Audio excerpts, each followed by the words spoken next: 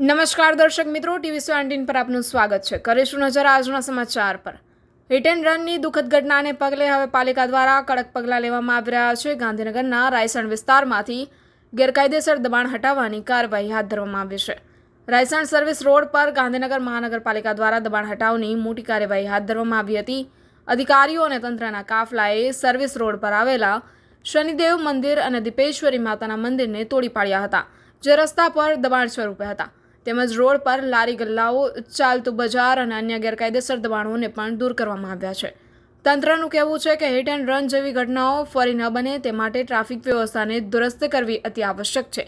અહીંયા કેટલાક સ્થાનિક લોકોએ વિરોધ પણ નોંધાવ્યો છે, પરંતુ પાલિકા સ્પષ્ટતાપૂર્વક કહે છે કે જાહેર માર્ગો પર દબાણ બિલકુલ મંજૂર નહીં કરાય. ટ્રાફિકની અવરોધન અને અકસ્માતોની શક્યતાઓને ધ્યાનમાં રાખીને આ પગલાં લેવાયા છે.